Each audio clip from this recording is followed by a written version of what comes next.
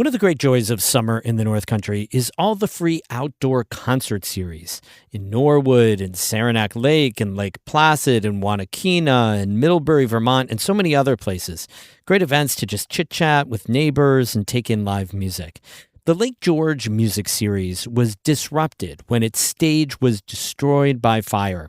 2 years later, a new amphitheater is open and the vibes are immaculate. That's today's story of the day.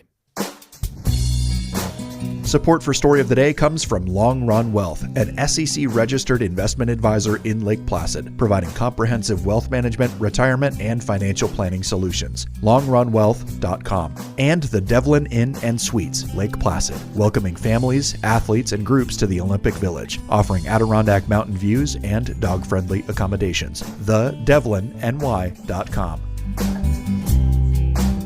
Hey, I'm David Sommerstein. It's Wednesday, July 22nd. First up, a wildfire that started on Sawteeth Mountain in the Adirondack High Peaks last week has been contained but isn't fully out yet. A spokesperson with the Department of Environmental Conservation confirmed this morning that the fire is still smoldering underground. Forest rangers continue to patrol the area. According to the Adirondack Daily Enterprise, the blaze near the Marble Point Lookout was first reported the afternoon of Monday, July 13th. Rangers had most of it contained within a couple days. After months of financial turmoil, the North Star Health Alliance announced it's cutting labor and delivery services at the hospital in Ogdensburg. If the state approves the closure, mothers with pregnancies would have to drive almost an hour to give birth. Richard Haller reports. Over the last year, the North Star Health Alliance, which operates hospitals in both Ogdensburg and Carthage, has been in an emergency state. It filed for Chapter 11 bankruptcy, cut several essential healthcare services, and fired over 100 employees. This led New York State to loan North Star $60 million for relief.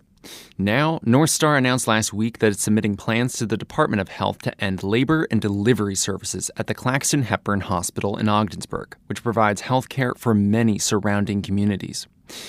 Amber Palmer is an OB nurse at Claxton Hepburn and a member of the nurses union.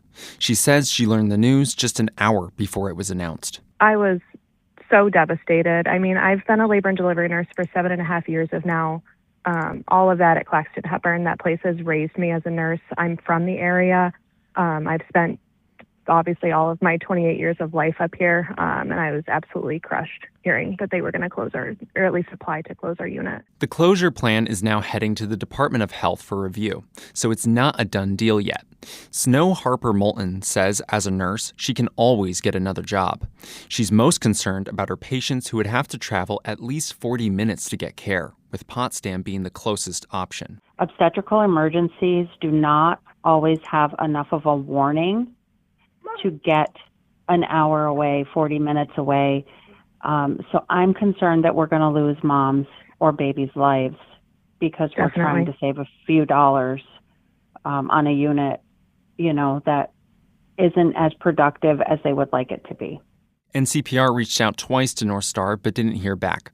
North Star said in its announcement that it made the decision because of declining birth rates and the financial loss of operating a 24-hour labor and delivery department. The closure could also strain emergency responders and nearby hospitals that may be receiving more patients. On top of that, Nurse Palmer says that this won't impact pregnancies alone, but related services across the hospital. Everything from ultrasound to lab, surgical services can be affected by it. It's an interdisciplinary effect. It's a trickle effect. So it's not just us, it's hospital-wide. Assemblyman Scott Gray has been closely monitoring North Star. He says he's fully opposed to its decision to close these services. But he also says that he understands the fragility of the healthcare organization and its narrow set of options. The revenue cap that they had was enormous. The number was as high as $75 million loss.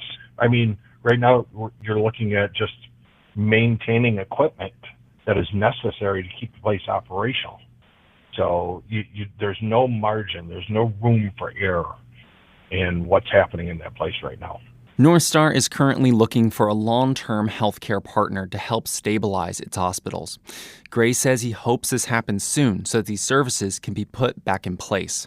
There will be public hearings next week in Carthage, Ogdensburg, and Watertown, where the community can weigh in on North Star's decision. The state is expected to take at least 90 days to review North Star's plan. Richard Haller, North Country Public Radio. 2 summers ago, an outdoor theater on the shores of Lake George was destroyed in a fire. This summer, the newly built theater is back to hosting concerts and other events in Shepherd's Park. Aaron Cello-Levine reports for the New York Public News Network.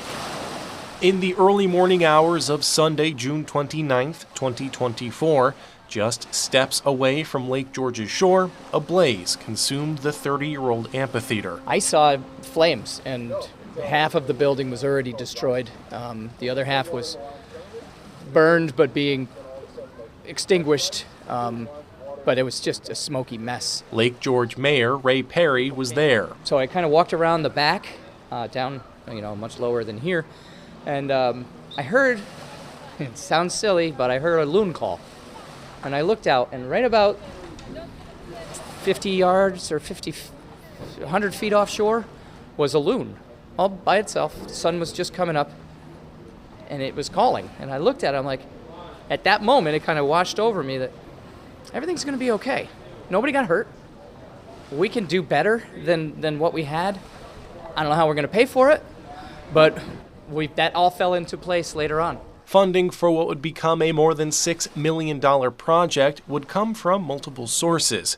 State Assembly Speaker Carl Hastie, a Democrat, rallied $2.9 million in state funding for the project. Funds from the village's Downtown Revitalization Initiative grant, awarded in 2023, covered most of the remaining costs. New lighting and audio systems placed on 5 towers around the amphitheater totaled $600,000. And $1.5 million went toward mending and reconstructing the 115-year-old stones on which the amphitheater is set. Sitting toward the top of the new stone tiers is Lake George native Bill Parker. He's a bit emotional seeing it all come together. It's everything, really, because this is like the center of our life, especially the primary few months out of the year that we get to hear some bands and catch some sun. And it's like, you look forward to the summer and getting on these unbelievable amphitheater. The venue is unbelievably scenic. Large wooden arches span roughly 50 feet across the stage, so the Queen of American Lakes is visible behind performers. It will host the Lake George Arts Project's summer concert series.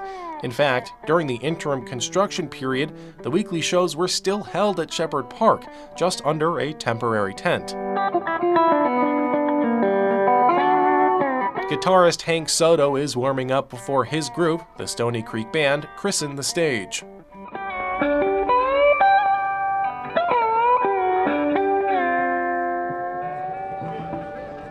This is the 4th stage we've played on in Lake George. The first one got struck by lightning. Then they rebuilt the one that burnt down. And after the one that burnt down, there was a temporary stage that they put up. And this one here makes the 4th, number 4. Through it all, Soto says, his band can't stay away from Lake George. Why does a bear leave his den after winter? It's what we do. We love to play. The lower floor of the stage, which will house a green room and a lift to allow bands to bring stored equipment up a floor without much effort, is, for the time being, incomplete. For AJA Architecture Associate Chris Jones, the rebuild has been special. It's really quite special to me. I'm a local boy. I'm the 4th generation of my family in the area. I graduated from Lake George High School in 2008, so I guess I'm officially getting old. But, it means the world to me. This is ultimately where I graduated middle school. But, it was very sad that the old amphitheater burnt down, and it was a huge blow to the community. But the ability to work with the teams that we did and all the community committees from the village to build something that is going to help thrive going forward and allow the village to use the space in a multitude of different ways was hugely rewarding. Officials say the finishing touches on the amphitheater are set to be completed by the end of July.